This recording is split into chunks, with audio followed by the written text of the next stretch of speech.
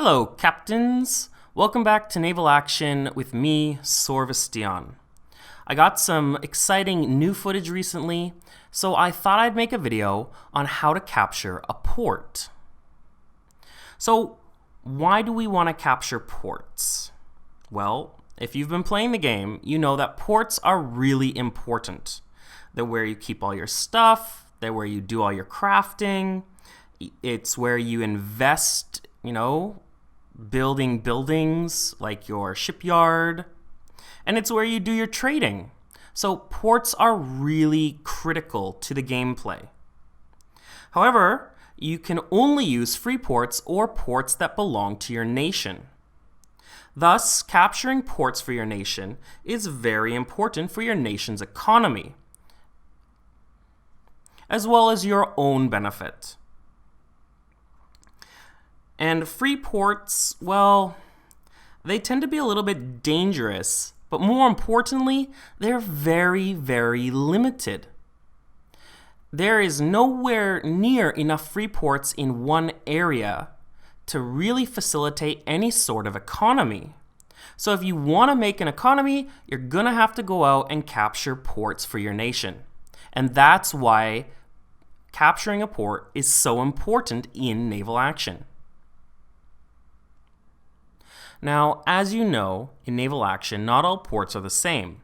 You have shallow water ports, deep water ports, regional capitals, and of course, capitals. Now, as far as I know, capitals cannot be captured. So that leaves shallow water ports, deep water ports, and regional capitals. And they all have different requirements for the ships that you're allowed to bring to port battles. As the name implies, shallow water ports only allow you to bring shallow water ships to port battles there. That means anything from a basic cutter up to a Mercury. Anything larger than a Mercury is considered a deep water ship and will not be allowed into a shallow water port battle. For deep water port battles, you can bring anything from a Cerberus up to a fourth rate, so an Ingermanland or a Constitution. And for regional capitals, you can bring anything from a Cerberus to a Santisma. So before you go and capture a port, you really have to think about what port you want to capture and what requirements it has for ships entering the port battle, so that you can prepare appropriately for it and be successful. So if you want to capture a port, the first thing you're going to have to do is you're going to have to go buy a flag. You can do that by clicking the Conquest tab in Port, going through and searching for the port that you want to capture. You can see here I'm searching through British ports. I'm looking for the port that I want to capture. There we go, Salem. Then I click Get Information. Now notice the server time is 10:55 and the capture window is 10 to 12. So I can only buy a flag between 10 to 12 server time. And it's going to cost you some money. You can see there about 450,000 for this port. The amount that the port costs depends on how frequently the port has been attacked recently. And you can see once I've purchased it, it automatically gets deposited into the cargo hold of my ship. Now, before you get all excited and go buy your first conquest flag, there's some really important things you should know. The first being, you can only buy a conquest flag from a port that your nation owns. You cannot buy a flag from a free port or a neutral port, and obviously not from an enemy port. The next thing you need to know is that you can only buy a flag during the port capture window. So for Salem, the port capture window was from 10 to 12 server time. From 10 to 12 server time is the only time that I can buy a flag to go capture that port. Now, 10 to 12 is not the time, or is not the window, that the port is actually capturable within. That is the time I have to buy a flag. The port itself is capturable so long as the flag is active. Once you buy a flag, it will be active for 1 hour, and it immediately becomes active as soon as you buy it. And that's to prevent abuse. It's to prevent someone from buying a flag all the way on one side of the map and then sailing with a fleet over to the complete opposite side of the map and attacking a port there. Basically, you need to be within an hour's sail of whatever port that you want to attack. So what you could do is you could wait right up until the last minute in the capture window, buy the flag at the last minute, and the port will still be attackable for an hour after the capture window has expired. Because the flag is active for 1 hour, and it's the flag, not the capture window, that actually lets you set up a port battle. The other thing that you need to know is that the flag is not tradable. Once you buy it, you're the one who has to go and plant it. And if you lose it, like if your ship gets sunk while you're transporting it, that's it. It's done. All right, so here I am sailing in my big, beautiful Santisma with the flag. You can see on the top left-hand part of my screen, I have a button to let me plant the flag, and I'm already in range to use it. So once I get into a position that I'm happy with, I go ahead and click the button and start the 2-minute flag planting process.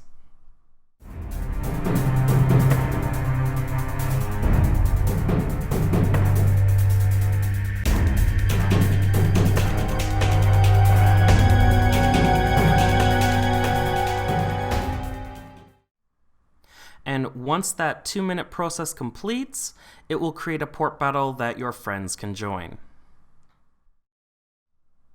So once the port battle's been created, you can click on the cross swords and you can join on your side, entering combat. Alright, so the port battle doesn't start right away. You'll have about 5 minutes. You'll have exactly 5 minutes to get set up and ready before the actual battle starts. Once you'll enter, you'll automatically be placed into one of 3 positions: front, center, or rear. Now, if you don't like your position, you can press Control and you can use your mouse to, click on the front, center, or rear buttons to change your ship to that position. And you can do that anytime, as much as you like, during the 5-minute setup phase. Now, 25 people can enter the port battle on each side for up to 40 minutes after the port battle starts. But once it's full, no one else will be able to enter. So choose the best 25 ships that you have to go in to give you the best chance of winning.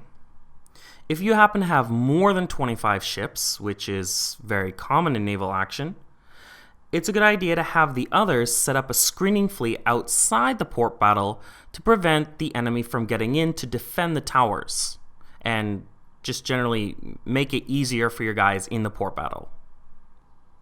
Now, in this port battle, you can see that, there's no enemy players here, so this battle is completely uncontested.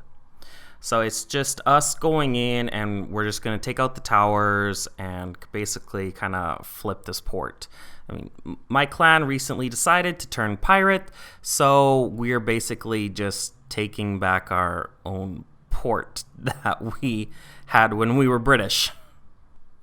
And that's also the reason why you are now seeing a pirate flag on my ships instead of a British flag like you used to. So I'm not really going to talk too much about port battle combat strategies. That's like a whole nother video right there. What I will say though is that it's generally a good idea to try and form a line.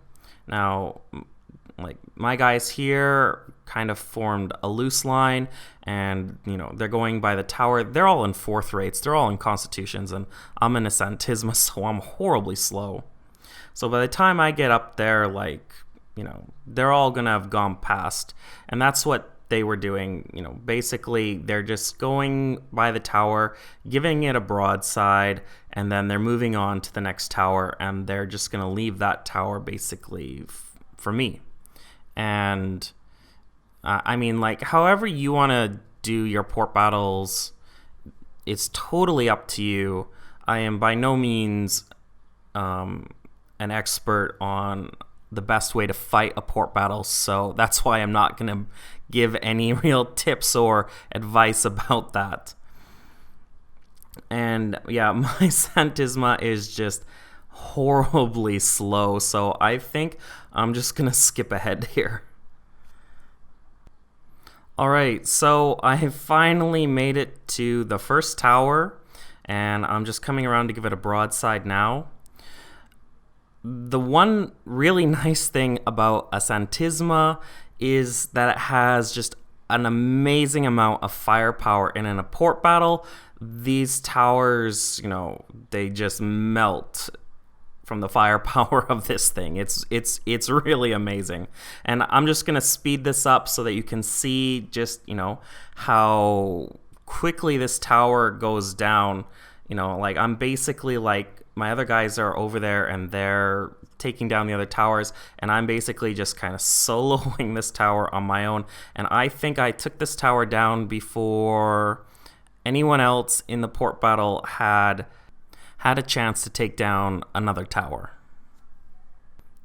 Now, as you can see, personally, I like to aim at the rocks. I find that's where I get the most hits. You can aim at the tower, but I find that the balls tend to bounce off more, especially for lower caliber guns. And yeah, one more broadside. Oh, it's almost there. And boom, yeah, there we go. My tower is down, with a little bit of help from that trichomely there. So if you look at that tower off in the distance to my right, it's shooting at me.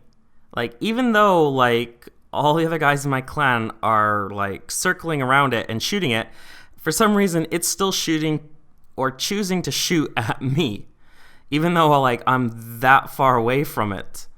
And like you can see, like, look at the side of my ship, look at my hull, really close to the waterline. Like, look at how grouped up those shots are from the first tower that was shooting me. I mean, that's crazy. I cannot believe how accurate these towers are. And if you're gonna sit next to a tower and just shoot it, well, like, my Santisma didn't really take that much damage. It maybe took like maybe 1 or 2 notches off my side. But that's because I'm in a Santisma. And this is a regional capital port battle. So these towers are, fairly strong. I think they're about as strong as what you would find in a normal, just a Deepwater port battle. But, like, beware, like, even in a 4th rate, like, even in a Constitution, and Constitution they are tough ships. Like, these towers will take the side right off a Constitution if the tower is able to focus on one Constitution or just on one ship. I mean, it's crazy. These towers do a lot of damage, and that's why making a line is generally kind of like the best practice, most accepted kind of strategy, because as the line goes past the tower will eventually stop focusing the ship that it started attacking as it gets out of range, and it'll start focusing other ships, so the damage gets spread out more. And that's really important in a port battle when you're dealing with towers. Like, not to mention having to fight against enemy defenders while you're trying to do that. So just something to think about and be aware of. So I just decided to skip ahead again. I mean, my Santisma is horribly slow, and that is the unfortunate drawback of having or sailing a Santisma. So I never really got to any of the other towers. Everyone they took them down long before I was able to get to another tower, so I just spent the rest of the port battle just kind of sailing, trying to get to another tower. And, before I did, the battle was over, so...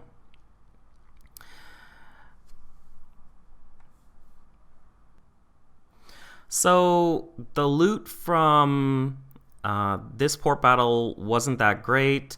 I didn't get a whole lot of gold or a whole lot of experience. Generally, you can make a lot of gold and a lot of experience from doing port battles, but only if people show up to defend it. That's where you're going to get your gold and your experience from, and you can get a lot. And you can also get quite a bit of, or you can get some really nice drops, like exceptional marines, those kinds of things, just by participating in the port battle. So now I'm out of the port battle and I'm heading back into the port. Because I was the one carrying the flag, I'm also the one who has to set the port timer. So I do that by docking up in the port and going to the Conquest tab, and there is a list of times I can set the port capture window to. I've chosen to set it to 10 to 12 because that's what my clan wanted it set to. And I just go and click confirm, and voila. The new port capture window has been set to 10 to 12, and it will be applied after the next server maintenance or downtime. So what happens to the port after you capture it is it goes into a contested state. In this contested state, both the defenders and the attackers can dock up at the port. This allows the attackers, or the ones who captured the port, to dock and set the next timer, which will be applied after the next downtime. It also allows the defenders to basically, get their stuff out if they lost. As far as I know, anyways.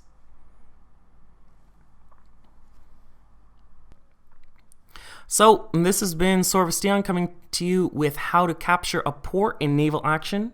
I hope you liked the video. I hope you learned something from it. Please remember to subscribe to my channel for more videos about Naval Action, and I'll catch you next time. Take care and happy sailing.